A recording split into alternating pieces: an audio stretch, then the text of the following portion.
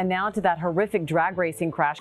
The car flipping about half a dozen times behind the wheel. His car flipped 6 times, and fans thought it was over for him. When David Comstock, better known as Daddy Dave from Street Outlaws, crashed his 1963 Chevy Goliath at Amarillo Dragway, the footage looked like the kind of wreck no driver walks away from. But that crash was only the beginning of a much bigger and terrifying story. So what really happened to Daddy Dave after that moment? And how did it change his life and career moving forward? Join us as we uncover what really happened to Daddy Dave from Street Outlaws, the crash that should have ended it. August 1st, 2015 was supposed to be an ordinary no-prep race night at Amarillo Dragway in Texas. No-prep racing is exactly what it sounds like. No tire preparation, no track preparation, just raw horsepower on whatever surface the dragway provides, which means the cars that can hook and go straight are rewarded, and the ones that cannot are punished immediately and without mercy. Daddy Dave had been racing at this level for years. He had put Goliath through conditions far more uncertain than a dedicated dragway, and came away with wins that reinforced his position at the top of the Oklahoma list. He was, as far as anyone watching that evening could tell, doing exactly what he had done hundreds of times before. What he could not account for was the specific combination of his car's power output and the track surface at that precise moment, in that precise lane, at that precise point in the evening when the rubber had either built up or burned off in a way that changed everything without warning. The car went sideways just past the hit. Anyone who has watched the footage knows the sequence. The launch looks clean.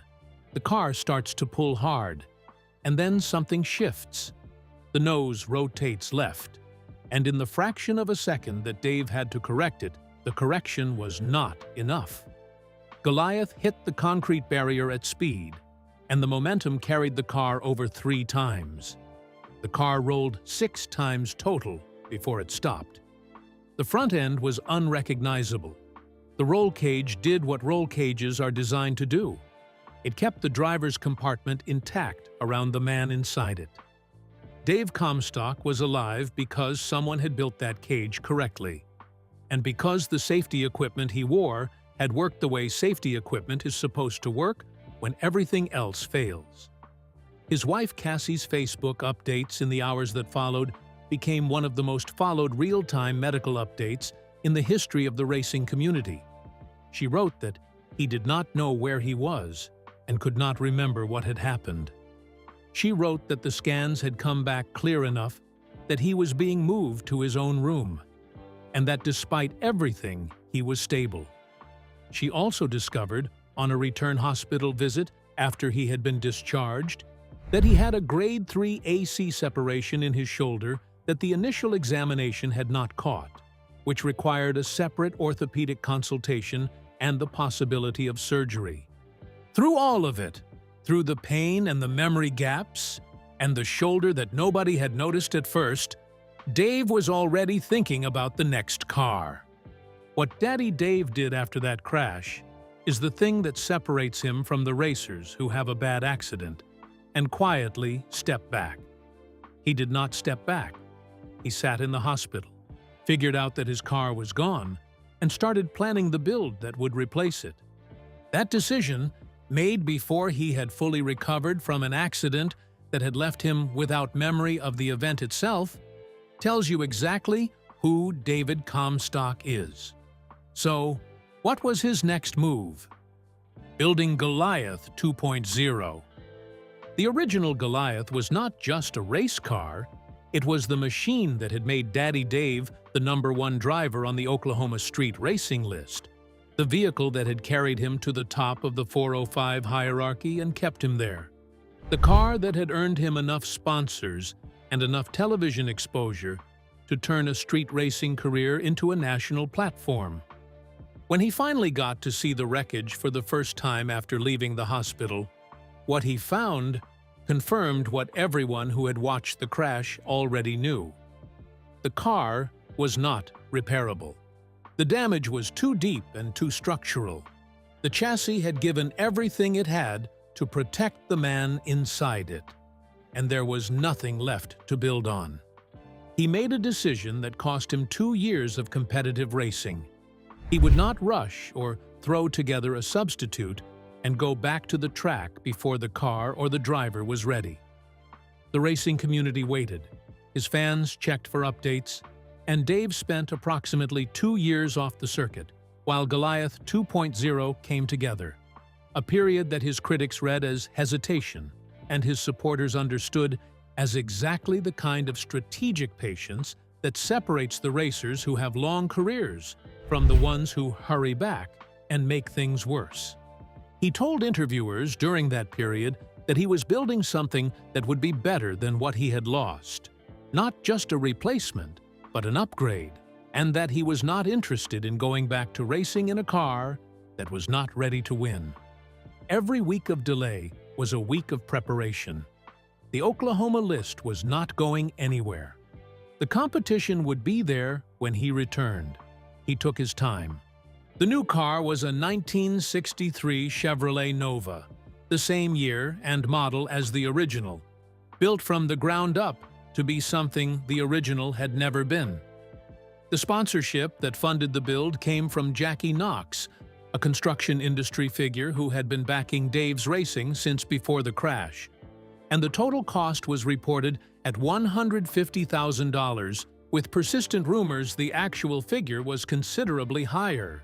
Nobody fully disclosed the number, and Dave did not push back on the mystery, which is the kind of thing that keeps a fanbase talking. The twin-turbo setup that powered Goliath 2.0 was a significant departure from the nitrous system that had defined the original car. Nitrous is simpler, more immediately accessible, and more predictable in certain conditions. But twin-turbo power has a ceiling that nitrous cannot match, and Dave had watched the No Prep Kings circuit evolve toward forced induction while he was building. When Goliath 2.0 finally debuted, it was not just a rebuilt version of what he had before. It was a genuinely new machine, built to compete against the generation of cars that had been developed while he was away. He won races, reclaimed his position, and proved that the 2 years away had been time spent building something better rather than time spent recovering from something that had broken him. But Goliath 2.0 was not the end of the story. In 2021, the Bering Sea of no prep racing came for Daddy Dave again, and the car that had replaced the one the 2015 crash had destroyed nearly added a second chapter to the same story. The 2021 crash. In July 2021, at South Georgia Motorsports Park, Daddy Dave was competing in a No Prep Kings event against Fast Bobby Ducote, when, after crossing the finish line, he lost control of Goliath 2.0 and collected the guardrail. The crowd reacted immediately, because everyone at those events knows what the guardrail sounds like when something hits it at speed and what it can mean for the driver inside. Dave stepped out of the car under his own power. The damage to the vehicle was significant. His own assessment of what had happened, delivered on his YouTube channel with the kind of self-deprecating clarity that has made him genuinely watchable across a decade of television appearances, was that he had gotten loose past the 8th mile and could not recover it before the wall arrived. He described the mistake specifically. He had been slow on the parachutes. The deployment came later than it should have, and by the time the drag was fully applied, the car had already moved to a place where the wall was the only destination. He took full responsibility. He did not blame the track. He did not blame the conditions. He did not suggest that anything external had produced the outcome. The car had gotten away from him. He had been too slow in responding, and the wall had done what walls do. The car was repairable, which was a different situation than 2015, and Dave described the repair timeline as being measured in weeks rather than months, while making clear that he had come away without life-threatening injuries for the second time in 6 years. The 2021 crash produced its own round of death rumors on social media, the same kind that had circulated after the 2015 accident. Every incident involving Daddy Dave seems to generate a wave of speculation about whether he has retired, whether he has been seriously hurt, whether this is the crash that finally ends the career. He has outlasted every version of that speculation. His YouTube channel, launched in the same year as the 2021 crash, became the place where he addressed those questions directly, walking fans through his builds, his repairs, his thinking about the racing, and his assessment of what had happened in each accident, with a candor that cameras pointed at him during production have never fully captured. 2 major crashes in 6 years, 2 cars damaged to the point of requiring either total replacement or significant repair. And Daddy Dave not only survived both of them, but came out of each one building something better. Which brings us to where he is now, and what the current chapter of the story looks like. The Audi and what comes next. At the 2022 SEMA show in Las Vegas, Daddy Dave unveiled a car that nobody in his fan base had seen coming. A 2022 Audi S5, built for no Prep Kings competition. The choice was deliberately provocative and understood as such by everyone in the racing community. No Prep Kings is a world historically built around American muscle, around Chevys and Fords and Pontiacs, around the visual and cultural language of hot rods and drag strips that traces directly back to the post-war American car culture that produced the street racing scene in the first place. Showing up at SEMA with an Audi was a statement about what Daddy Dave thought the future of competitive no-prep racing looked like. And it was also a statement about his own relationship to the sport after 2 serious accidents and a decade of television. He was not interested in nostalgia. He was interested in winning. The Audi was a bet on what comes next. The Audi S5 was built by Tynan Race Cars in Missouri, with a chassis upgraded to double frame rail construction for rigidity, a new nose, significant suspension work including 4-way adjustable MOD series shocks, and lowered ride height. The power plant was an XRE Hemi engine, producing in excess of 3,500 horsepower, paired with a Pro Charger supercharger. The result was a car that was lighter than Goliath 2.0, more aerodynamic, and tunable in ways that the Nova body style had never allowed. The car performed well enough in its first seasons of NPK competition to validate the unconventional choice, and in 2023, Dave secured a win at an invitational event that represented one of the more satisfying single results of his competitive career. His sponsorship portfolio has continued to grow alongside the car development. A 2023 partnership with Stage 8, a manufacturer of locking fasteners, added another layer of commercial support to a career that has always been funded by a combination of racing winnings, television income, and the kind of institutional sponsor relationships that serious competitive careers require. His Comstock auto service shop in Oklahoma remains operational. His YouTube channel, Daddy Dave Racing, posts regularly. His social media following across Facebook and Instagram runs into the millions. The man who walked out of a barrel-rolling car at Amarillo Dragway in 2015 without being able to remember it is, as of mid-2025, actively planning his next appearances and talking openly about the 2025 racing season in terms that suggest a competitor who is not thinking about the end of anything. Which brings us to the question the title actually asks: what really happened to Daddy Dave from Street Outlaws? What the story actually is. David Comstock was born on April 4, 1973, in Shawnee, Oklahoma, and grew up in the kind of environment where cars were not a hobby, but a vocabulary. His father was a mechanic.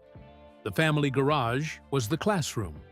By his teenage years, he was already competing in street races, absorbing the culture of Oklahoma's underground racing scene before that culture had a television show attached to it, before it had national sponsors and a Discovery Channel production budget, and millions of viewers every week.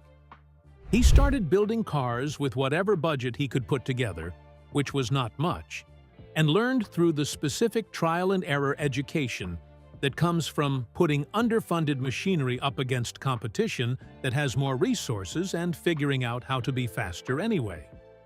He began his competitive career with a 1978 Chevrolet Impala, inherited from his parents, progressed to a 1996 GMC Sonoma S10 pickup truck that he modified into a genuine racing machine, and built a reputation on the Oklahoma streets that preceded his television career by years.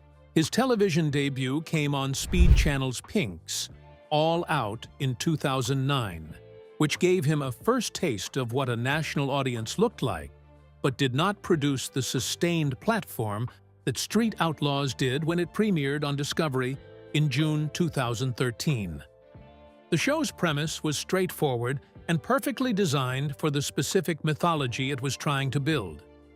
A list of the fastest street cars in Oklahoma, maintained by the racers themselves, where your position was earned through head-to-head races and lost the same way.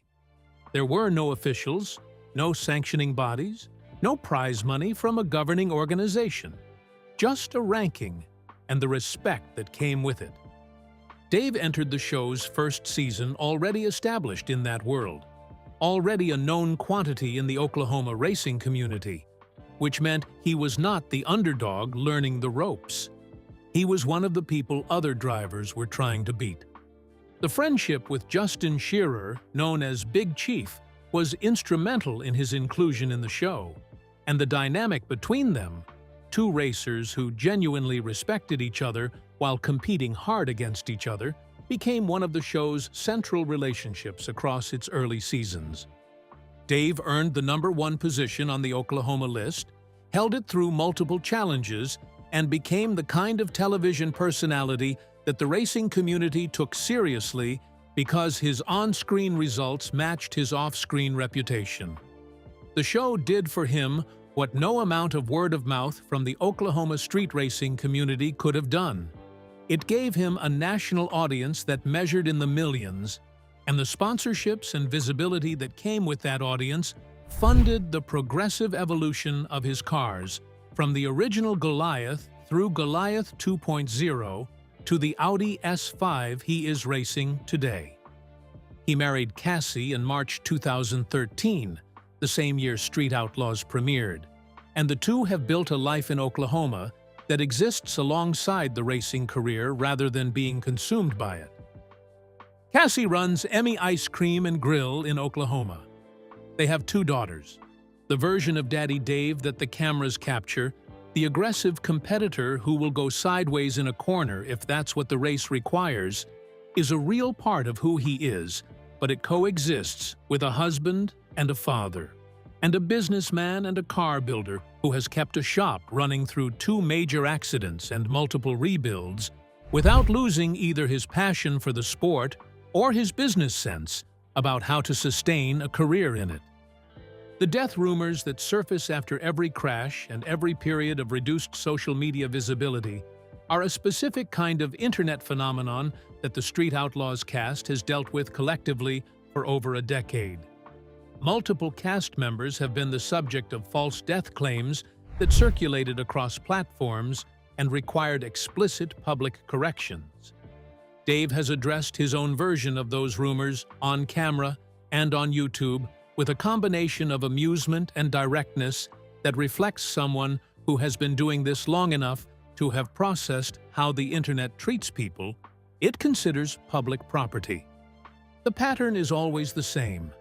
He goes quiet for a stretch while he is working on a car or dealing with something that does not require public commentary, and the speculation fills the silence within days. He comes back. He posts. The speculation dissolves. And then the next quiet stretch produces the next wave. He is not dead. he has never been dead. He has been in 2 serious accidents, rebuilt twice, entered the 2025 racing season in a 3,500 horsepower Audi, and is posting about upcoming appearances with the energy of someone who is planning the next chapter rather than wrapping up the last one. Which car era of Daddy Dave do you think was his best?